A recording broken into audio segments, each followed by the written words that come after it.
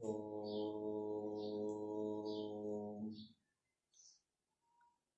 सहनाववतु सहनौ भुनक्तु सह वीर्यं करवावहै तेजस्विनावधीतमस्तु मा विद्विषावहै। ॐ शान्ति शान्ति शान्तिः।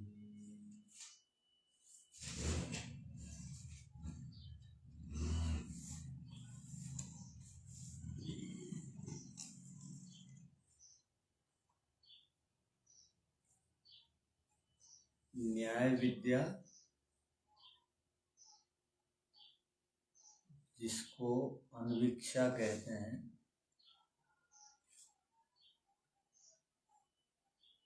अन्वीक्षा शब्द जो है अनुईक्ष से बनता है।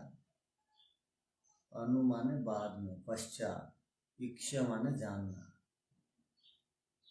तो अन्वीक्षा का अर्थ है अनुमान प्रमाण। अनुमान प्रमाण से आधारित विद्या को आन्वीक्षिकी विद्या कहते हैं।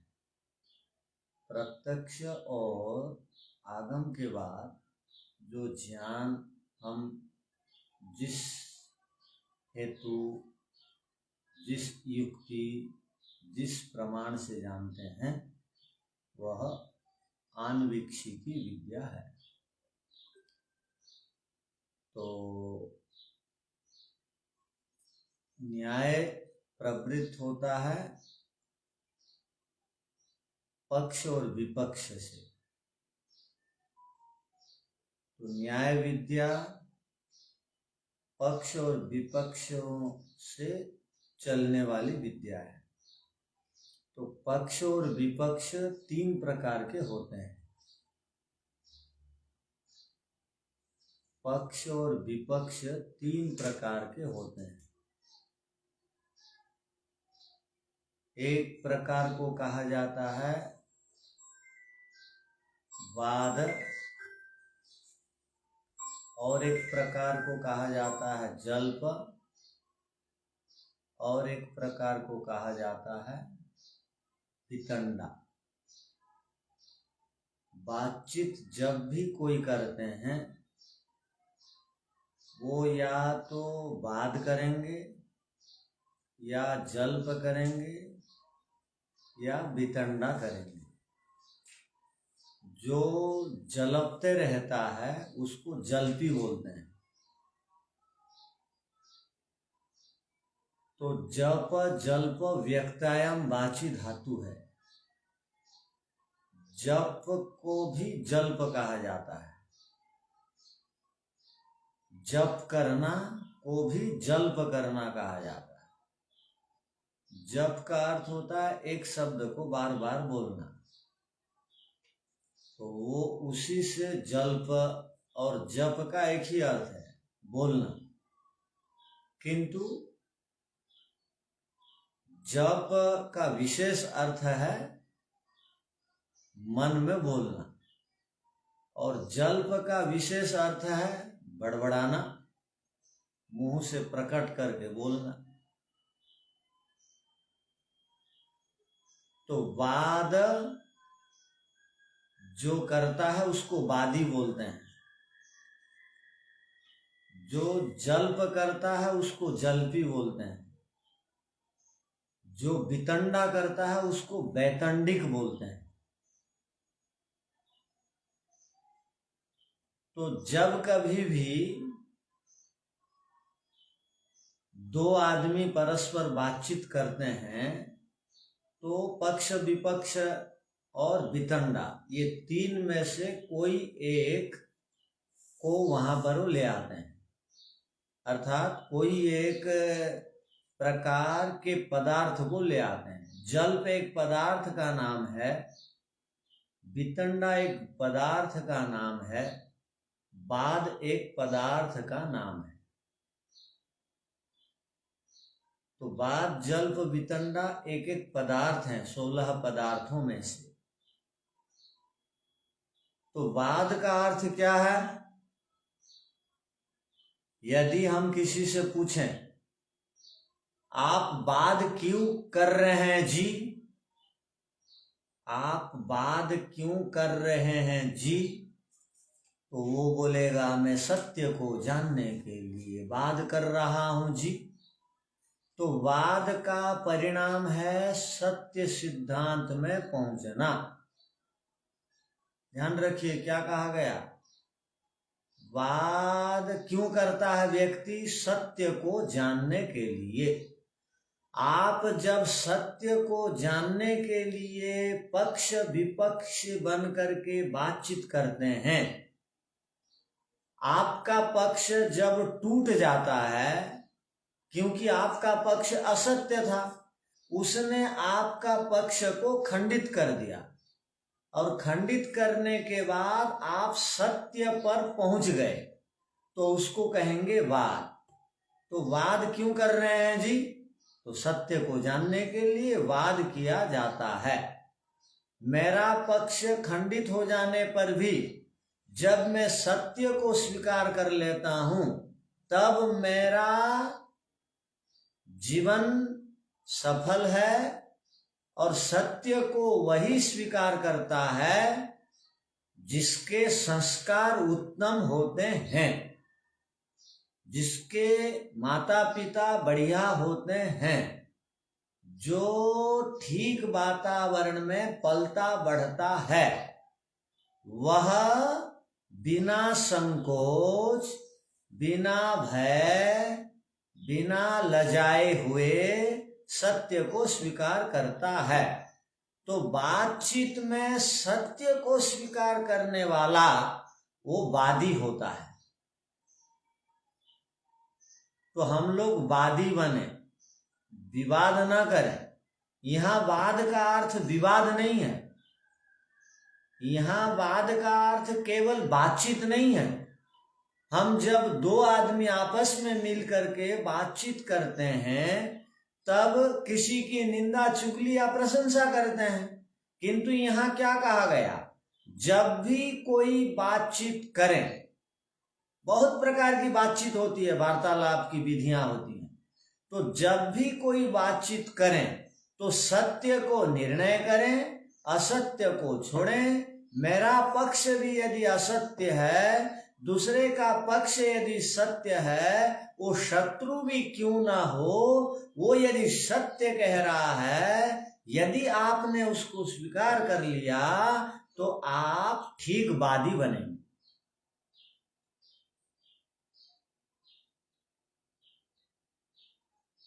तो बातचीत की तीन विधियां हैं, एक वाद विधि, एक जल्प विधि, एक वितंडा विधि। तो वाद का क्या हुआ परिणाम? सत्य का अन्वेषण करने के लिए वाद किया जाता है। नहीं,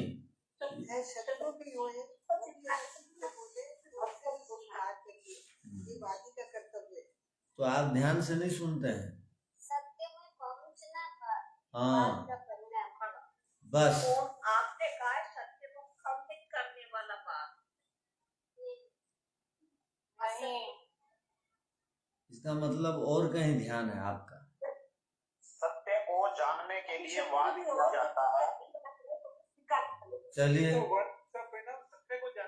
सत्य को समझना, बस हो गया। सत्य को जानना ये वाद है, बस सत्य को जानना वाद है। अब आगे चलिए। तो वाद का क्या प्रयोजन है, कोई पूछेगा तो? सत्य को जानना, ये वाद का प्रयोजन, ठीक है। तो वाद का एक प्रयोजन निकल करके आया सामने कि सत्य को स्वीकार करना। तो वाद का प्रयोजन है, इसको ध्यान रखिए। आप बातचीत में वाद करते हैं कि जल्प करते हैं या वितंडा करते हैं, अभी आप स्वयं पकड़ लीजिए अपने आप को। आप किसी से भी बातचीत करते हैं तो झगड़ने के लिए करते हैं, अपना पक्ष गड़बड़ है तो भी दूसरे पक्ष यदि सच है स्वीकार नहीं करते हैं तो आप ठीक नहीं है, आपकी बातचीत में बहुत गड़बड़ है, इसको छोड़ना पड़ेगा। इसलिए न्याय दर्शन पढ़ रहे हैं। तो वाद हो गया। अब जल्प किसे कहते हैं? आप क्यों जल्प रहे हैं जी? आप क्यों जल्प कर रहे हैं जी? नहीं जी, मुझे आपको परास्त करना है, तो वहां जल्प आ गया। तो जल्प का परिणाम क्या है, प्रयोजन क्या है? मुझे आपको परास्त करना है, मुझे आपको जितना है, मुझे आपको तर्क हो कुतर्क हो, बिना प्रमाण के युक्ति हो, किसी भी ढंग से आपको पराजित करना मेरा लक्ष्य है। तो वो आदमी जल्प में पड़ा हुआ। अब जल्प में जो पड़ा रहता है वो कभी भी अध्यात्मवादी नहीं बनता है। वाद में पड़े रहने वाला तो अध्यात्मवादी जल्दी बन जाएगा। अधि माने प्राप्त कर लेगा, आत्मा माने ईश्वर को आत्मा। जो सत्य को स्वीकार कर लेता है वो जल्दी पकड़ लेता है, ईश्वर को प्राप्त हो जाता। और सत्य को नहीं स्वीकार करता, मैं अपने जीवन में जी अपमान को प्राप्त करना नहीं चाहता, ये मेरे परिवार के लोगों ने नहीं सिखाया, ये मेरे गुरुओं ने नहीं सिखाया कि किसी के पास जाकर के पराजित हो जाओ, ये न के न प्रकार है ना जीत करके आओ। हमारे गुरुजियों का यही कहना है, हमारी परंपरा यही कहती है। ये चक्कर में जो पड़े रहता है वो जल्पी है। वो जल्प करने वाला वो सिद्धांत में नहीं पहुंचता है, लक्ष्य से विचलित हो जाता है और दुख से युक्त हो जाता है, सुख से वंचित हो जाता है, विद्या प्रिय नहीं होता है, ईश्वर तत्व से छूट जाता है, क्लेशों से युक्त हो जाता है, जीवन का लक्ष्य से भटक जाता है। तो जल्प का परिणाम क्या है? तो जल्प का प्रयोजन क्या निकला? ये न के न प्रकारेण कुतर्क करके, तर्क करके, अनावश्यक युक्तियों को ला करके, फालतू बातों को ला करके अपनी बात को सिद्ध करना, ये जल्प है। तो जल्प का प्रयोजन होना जीतना है। जल्प का प्रयोजन हो गया जीतना, दूसरों को हराना। वाद का प्रयोजन हो गया क्या? सत्य को जानना। सत्य को जानना। अब वितंडा, ये और गड़बड़ है। वितंडा, जो वितंडा करता है उसको वैतंडिक कहते हैं। जो वितंडा करता है उसको वैतंडिक कहते हैं। तो वितंडा और भी ठीक नहीं है जीवन के लिए आगे बढ़ने के। वितंडा किसे कहते हैं? कि दूसरे के पक्ष को खंडित करना और अपना जो पक्ष है उसको बताना नहीं। भैया बातचीत कर रहे हैं तो आपने जो कहा ना वो ठीक नहीं है, आपकी बात बिल्कुल ठीक नहीं है, ये आपकी बात जंचती नहीं है, आपकी बात गड़बड़ है, आपकी बात हानिकारक है, ये बोलना। तो उसने कहा चलो मेरी बात गड़बड़ है, तो आपका पक्ष रखिए ना, मैं नहीं रखूंगा।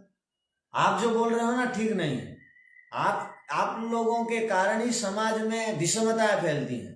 आप लोग जो है ना इधर की बात उधर करते हो। भाई ठीक है हम लोग इधर से उधर कर दें, आप अपना बात रखो ना। नहीं, आपकी बात ठीक नहीं है, बस अपना पक्ष नहीं रखना, दूसरे का केवल तोड़ मरोड़ करना, दूसरों की हानि करना, दूसरों को काटना, अपना पक्ष अपनी प्रतिज्ञा को स्थापित नहीं करना, ये वितंडा है।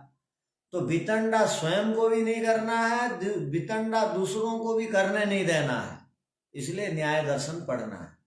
क्या?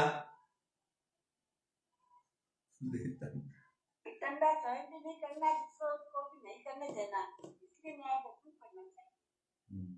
तो वितंडा करते हैं यानी बहुत सारे लोग हैं दुनिया में वितंडा करने वाले, अपना पक्ष को रखते नहीं है, अपना स्पष्ट नहीं करते हैं विचार को। वो क्या मानता है उसको वो नहीं बताता, केवल दूसरों को खंडन मात्र करता है, काटता है, तो उसको कहते हैं वितंडा। तो वितंडा का कोई प्रयोजन है क्या?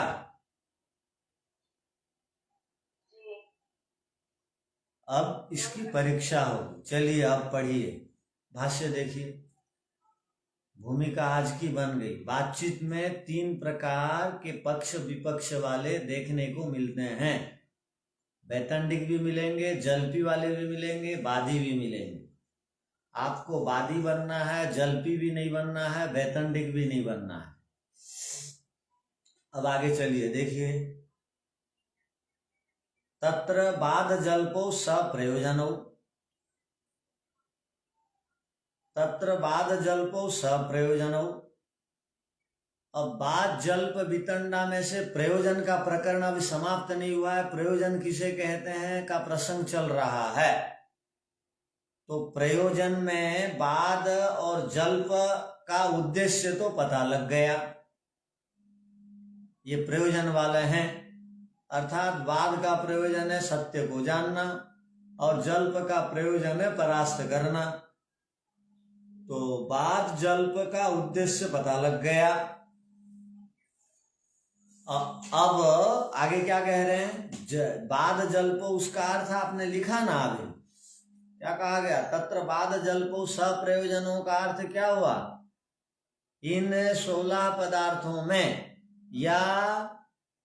या बाद जल्प वितंडा, इन 3 पदार्थों में से बाद और जल्प, इन दोनों पदार्थ प्रयोजन वाले हैं।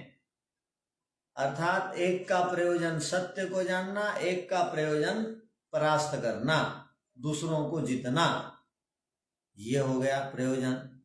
तो वितंडा तो परीक्षते, अब वितंडा की परीक्षा की जा रही है। वितंडा तो परीक्षते माने वितंडा की परीक्षा करते हैं।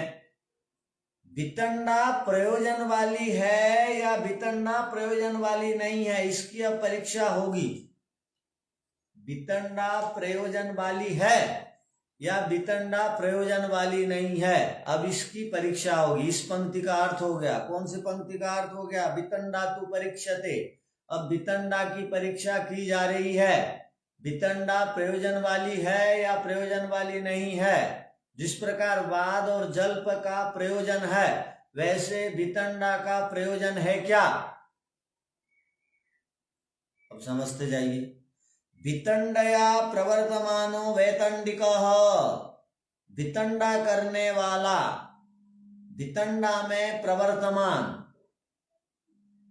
वितंडा से जुड़ा हुआ। इस पंक्ति का अर्थ देखिए, वितंडया प्रवर्तमानो वैतंडिक का अर्थ क्या हो गया? जो वितंडा से जुड़ा हुआ है, जो वितंडा से युक्त है, जो वितंडा करने वाला है, उसको वैतंडिक कहते हैं। वितंडा से जुड़ने वालों को वैतंडिक कहते हैं। वितंडया प्रवर्तमानो वैतंडिक का अर्थ हो गया। आगे देखिए। सप्रयोजनम अनुयुक्तो यदि प्रतिपद्यते, सप्रयोजनम अनुयुक्तो यदि प्रतिपद्यते, यदि वह प्रयोजन से जुड़कर बताता है। अनुयुक्त माने जुड़कर, प्रतिपद्यते माने बताता है, यदि माने यदि, तो सह वह प्रयोजन से युक्त अपनी बात रखता है। लिखते जाइए। यदि वह वितंडा करने वाला अपने प्रयोजन को बता देता है कि देखो जी, मुझे केवल आपका खंडन करना है बस, यदि वह ऐसा बोल देता है तो उसका प्रयोजन सामने आ जाता है। आपका खंडन करना है, वैतंडिक यदि बता देता है मेरा प्रयोजन है आपका केवल खंडन करना है, तो उसका प्रयोजन सामने आ जाता है। प्रयोजन सामने आ जाता है तो क्या होता है? स्वस्य पक्ष, सो अस्य सिद्धांत इति वैतंडिकत्वं जहाति। सो अस्य पक्षः सो अस्य सिद्धांत इति वैतंडिकत्वं जहाति। वह अपना प्रयोजन बताते ही अपना पक्ष उसका बन जाता है। वो अपना प्रयोजन को जैसा ही बता देता है उसका पक्ष बन जाता है और वही पक्ष उसका सिद्धांत बन जाता है। इति वैतंडिकत्वं जहाति, फिर वह वितंडापन से हट जाता है।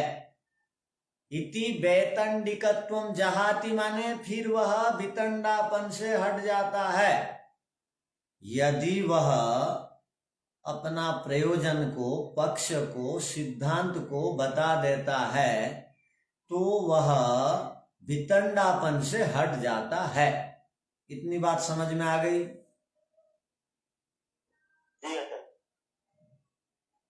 तो वितंडा का अर्थ क्या हुआ? अपना पक्ष ना बोलते हुए केवल दूसरे पक्ष का खंडन करना, बस खंडन करना, अपना पक्ष बिना रखे। किंतु यहां क्या किया? यहां हुआ क्या? यहां जब उसने पूछा भाई आपका क्या पक्ष है बता दो, वो अपना पक्ष रख दिया तो उसका सिद्धांत स्पष्ट हो गया। स्पष्ट होते ही उसका वितंडापन चला गया। जो भी वैतंडिक वितंडा करते हुए अपना पक्ष को बीच में अनजाने में या जोश में रख देता है तो वितंडापन उसका खत्म हो जाता है। बातचीत चल रही है, अब बातचीत दोनों के बीच चल रही है तो उसने कहा आप ईश्वर को मानते हो? एक ने कहा हाँ मैं ईश्वर को मानता हूं।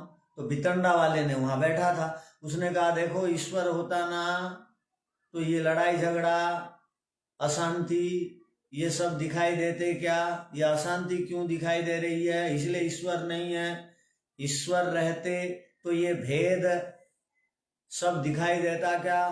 कोई सुखी है कोई दुखी है, सब तो ईश्वर के पुत्र हैं। आपके घर में आपके माता पिता सब बच्चों को समान दृष्टि से आगे बढ़ाते हैं, सबको सहयोग करते हैं। ईश्वर होता तो सहयोग करता क्या? केवल खंडन किए जा रहा है। उसी बीच दूसरे ने कह दिया भाई आप क्या बोलना चाह रहे हो बताओ ना। तो उसने बोलते बोलते बोल दिया देखो मैं ईश्वर को नहीं मानता। बस ईश्वर को नहीं मानता बोलते ही क्या हुआ? वो जहाती, उसका वितंडापन समाप्त हो गया क्योंकि उसने अपना पक्ष को रख दिया। तो वितंडा का अर्थ क्या है कि वो यदि अपना पक्ष को नहीं रखता और इसको खंडन करते जाता और इधर से उधर की बात बोलते जाता और अपना पक्ष स्पष्ट नहीं करता तो समझना वहां पर पड़ता कि यहाँ वितंडा चल रही। वहां फिर कान बंद करके उठ जाना भी चाहिए। तो वितंडापन कैसे खत्म हो रहा है देखिए। ये क्या पूछ रहे हैं? वो हाथ खड़े करने वाले क्या पूछ रहे हैं? राजगोपाल जी। चलो आगे देखिए।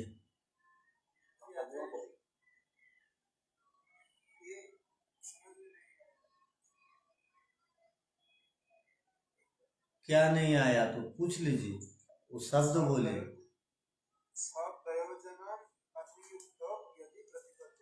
हाँ, अनुयुक्त माने जुड़ करके, अनुयुक्त माने जुड़ करके।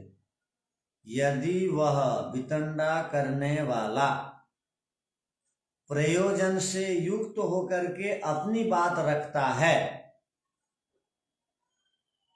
यदि वह प्रयोजन से युक्त होकर के अपनी बात कोई रख देता है तो वितंडात्मम जहाति, वो अपना वितंडापन को छोड़ देता है।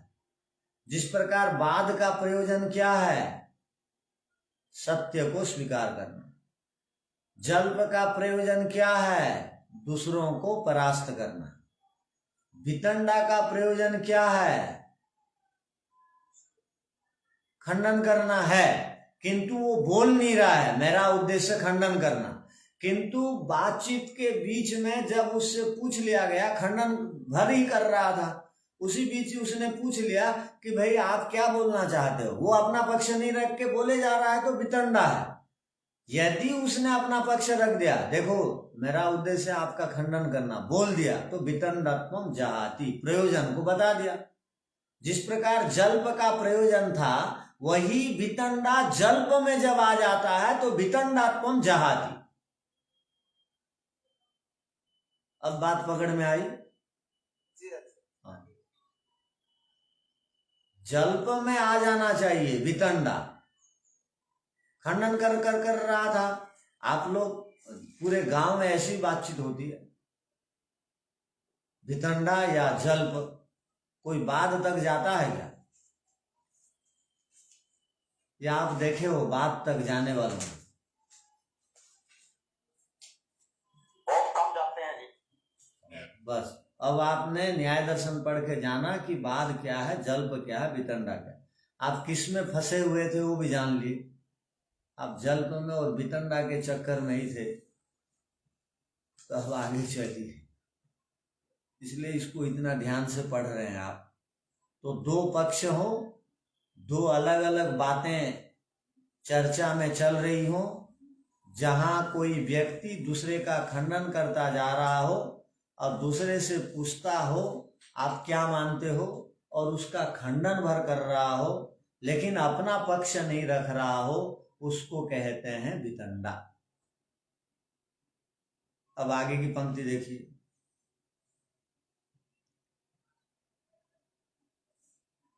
सो अस्य पक्ष सो अस्य सिद्धांत इति वैतंड्यत्वम जहाति अथ न प्रतिपद्यते। अथ न प्रतिपद्यते इसका अर्थ क्या है देखिए। और यदि वह स्वीकार ना करे तो, और यदि वह स्वीकार ना करे तो, यदि वह अपने प्रयोजन को नहीं बताता है, इसका अर्थ है अथ न प्रतिपद्यते, यदि वह अपने प्रयोजन को नहीं बताता है।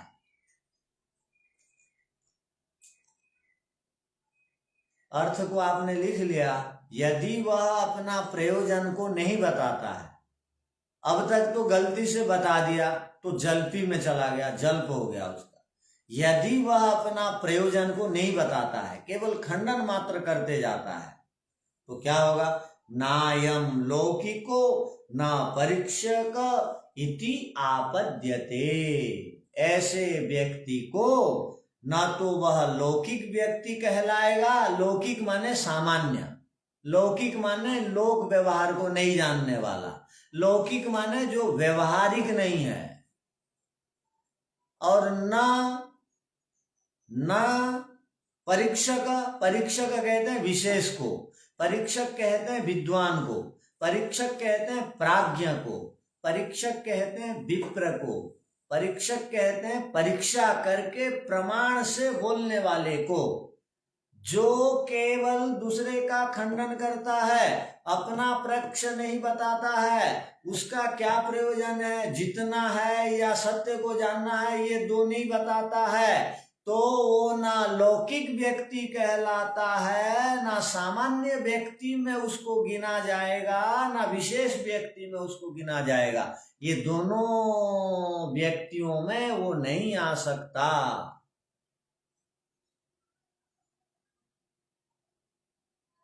कितना बढ़िया वाक्य है देखिए।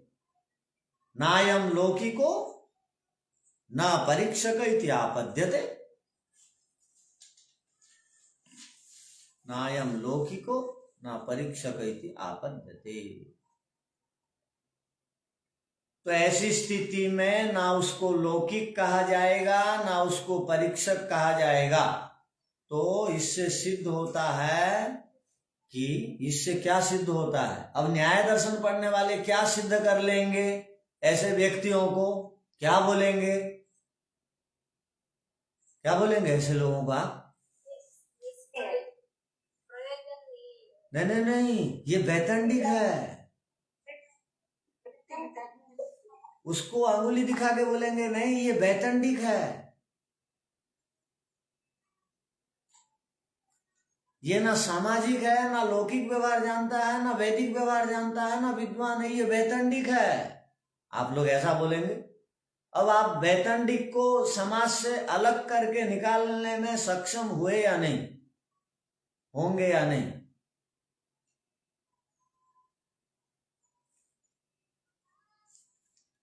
तो सोमनाथ भाई, वैतंडिक को आप अलग करने में सक्षम होंगे या नहीं? तो करेंगे। भाषा में या हाँ, क्या पढ़ा रहे हैं, कहाँ आप जा रहे हो?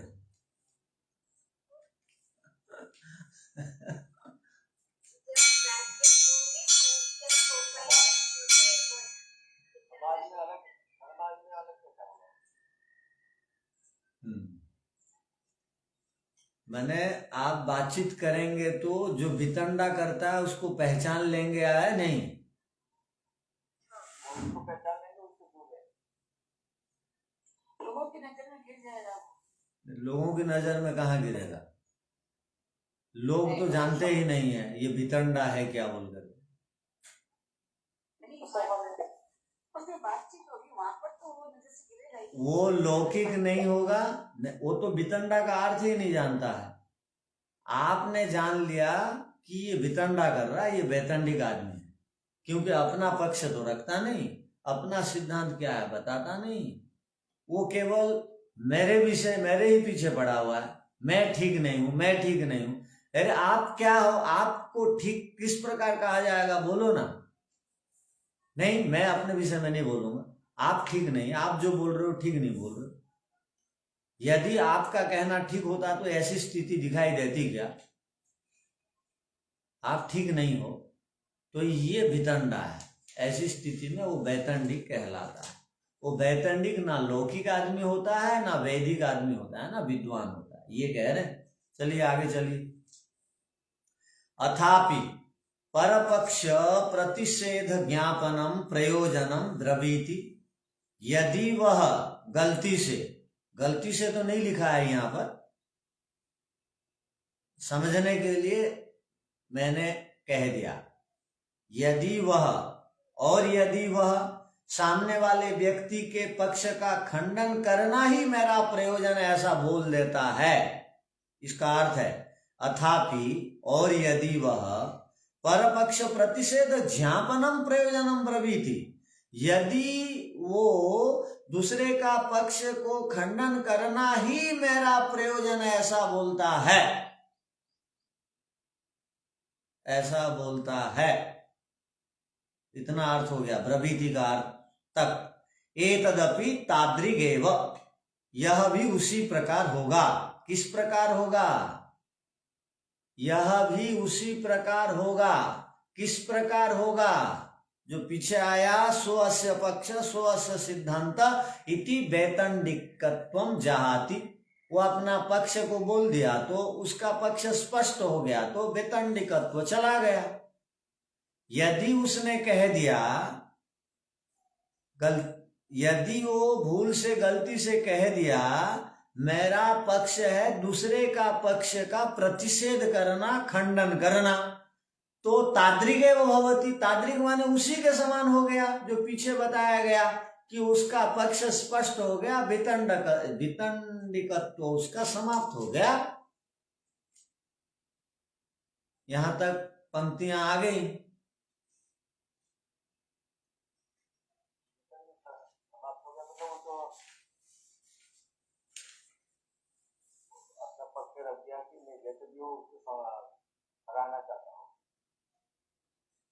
तो कौन जो हराना, सुनिए अब आपको बात समझ में आएगी नहीं, अब प्रश्न पूछ लेते हैं। तो जल्पी किसे कहते हैं? जल्प क्या है सोमनाथ भाई? जल्प क्या है? जल्प है कि कोई सत्य को सारा नहीं लेके मिथ्या हो, अविद्या को लेके नहीं, जल्प का सामान्य अर्थ क्या हुआ?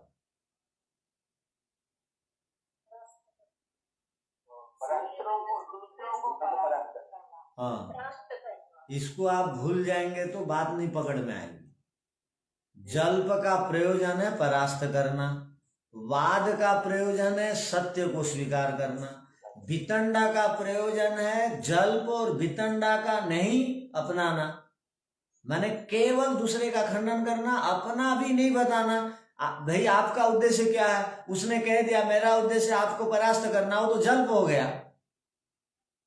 वो नहीं कह रहा है तो ठीक है, वितंडा में चल रहा है।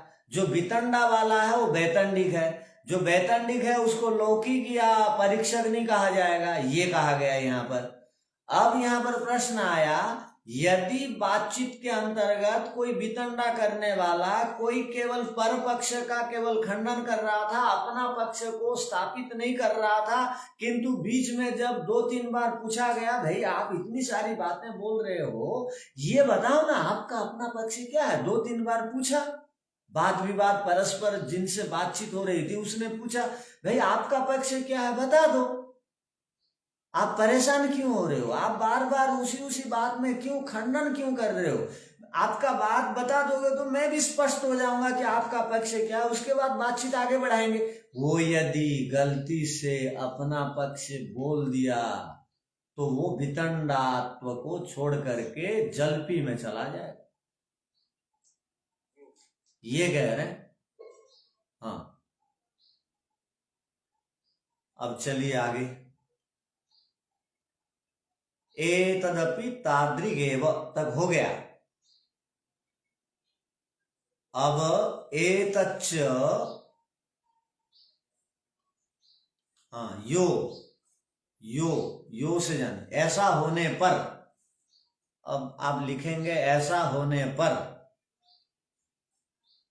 ऐसा होने पर, यो ज्ञापयति जो जनाता है, ज्ञापयति माने जनाना, जो जनाता है, यो जानाति जो जानता है,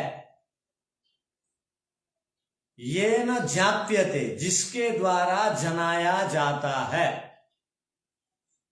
ये न ज्ञाप्यते अर्थात जिसके द्वारा जनाया जाता है।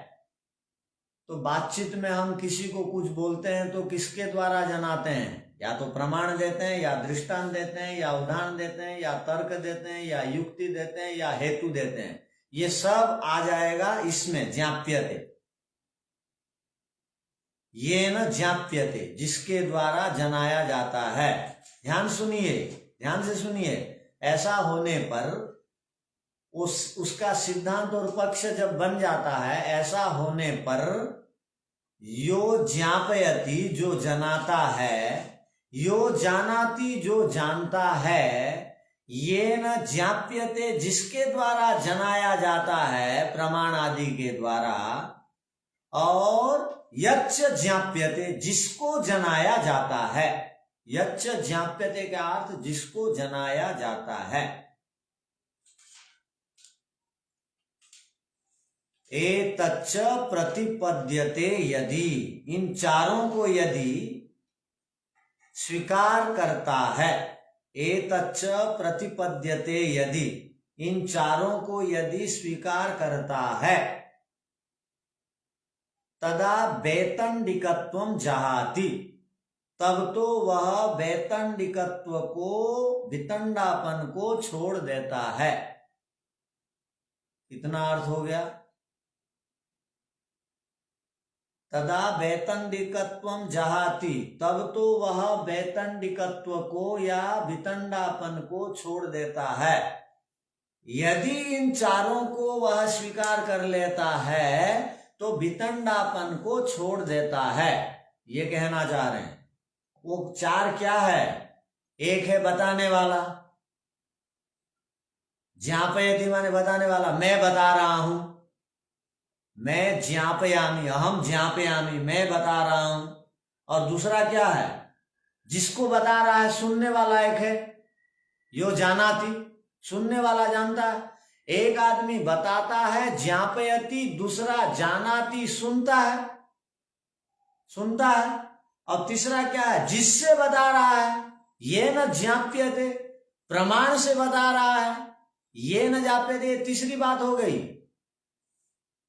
अब ऐसा लिख दीजिए, एक क्या हो गया, एक क्या हो गया, जो जानता है जागृति बताने वाला, हाँ बताने वाला। दूसरा क्या हो गया, सुनने वाला, जिसको बता रहा है, जिसको बता रहा है या सुनने वाला। तीसरा क्या हो गया, समझने वाला, जिसके द्वारा जनाता है, ये न जाप्यते। और चौथा क्या हो गया, चौथी बात क्या हो गया, जिसको जाना है जिसको जनाया था। माने जिसको खंडित कर रहा है, प्रमेय। चौथा हो गया प्रमेय, वो प्रमेय को खंडित कर रहा है।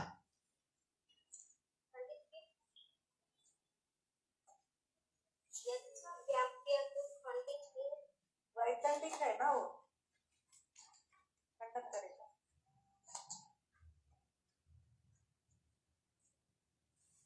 तो चौथे का क्या अर्थ लिखे आपने, प्रमेय, नहीं पहले क्या,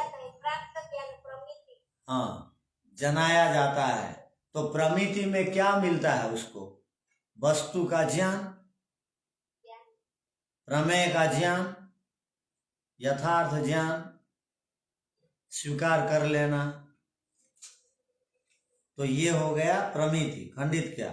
ये चारों को जो मान लेता है उसका वितंडापन समाप्त हो जाता है। मैं जिन शब्दों से खंडन कर रहा था उसको वो स्वीकार कर दिया, या प्रमाणों के द्वारा खंडन किया, या सुना, या बताया। तो चारों में से किसी भी बात को कोई अगर स्वीकार कर लेता है ना, उसमें और वितंडा नहीं रहता, ये कहने का अभिप्राय। बात समझ में आई। चारों में से कोई भी बात को अगर कोई स्वीकार कर लेता है तो इसका मतलब क्या हुआ, उसका कुछ ना कुछ प्रयोजन है, वो बता रहा है तो प्रयोजन है, खंडन कर रहा है तो प्रयोजन है, प्रमाणों का प्रयोग कर रहा है तो प्रयोजन है, सुन रहा है तो प्रयोजन है।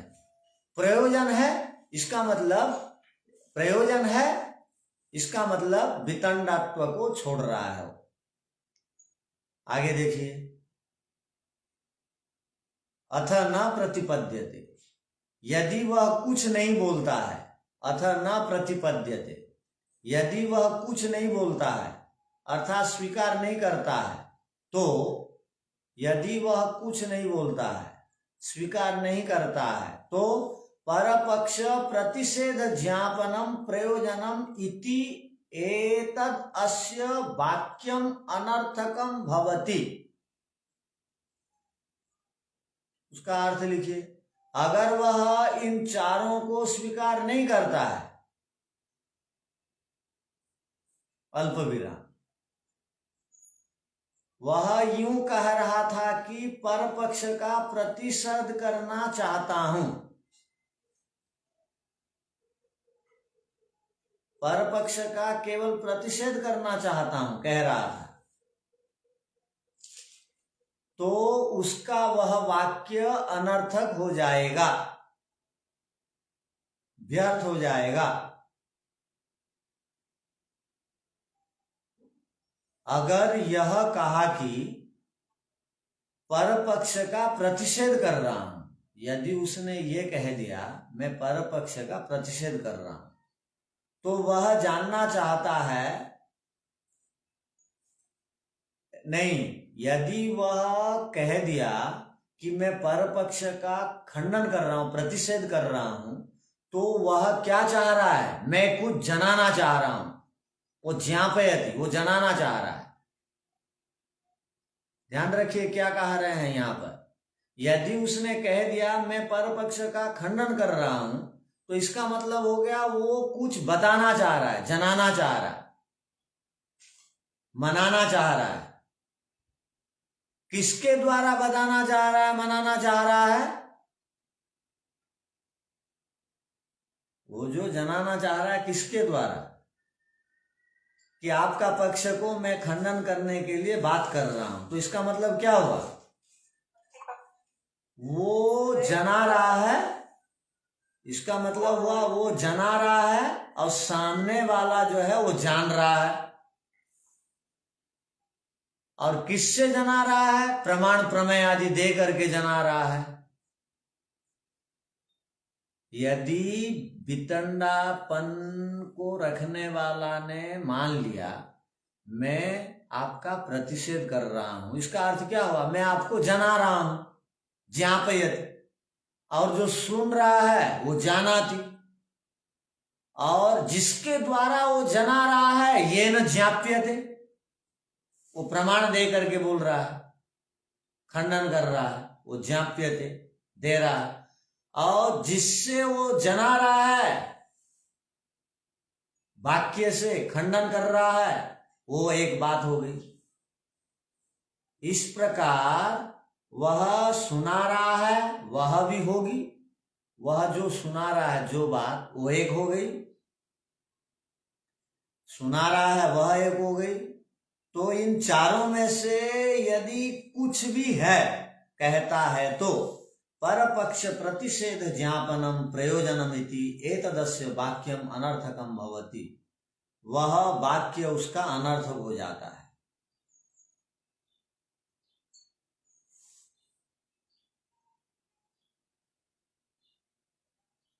तो इतनी बात हो गई। क्या आचार्य जी, कौन सा वाक्य अर्थ हो जाता है?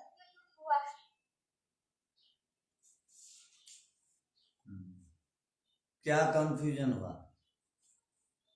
यदि वह कुछ नहीं बोलना अतः न प्रतिपद्यते कहा ना आचार्य जी। हाँ, यदि वह कुछ नहीं बोलता है, स्वीकार नहीं करता है, तो वो यदि स्वीकार नहीं करेगा तो उसका वाक्य अनर्थक हो जाएगा। किसका?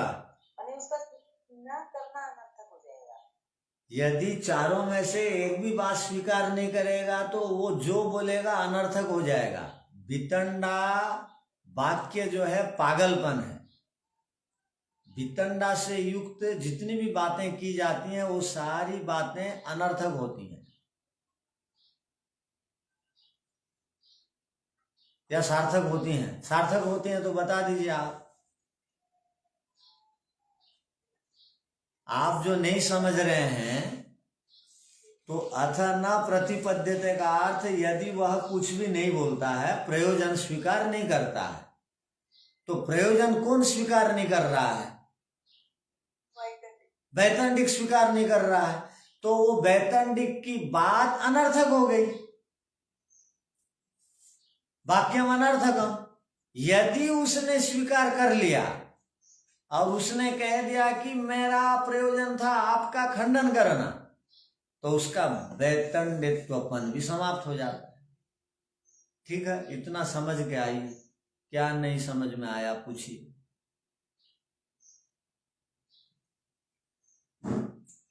वो जो 4 पॉइंट पहले बोले उसी ओ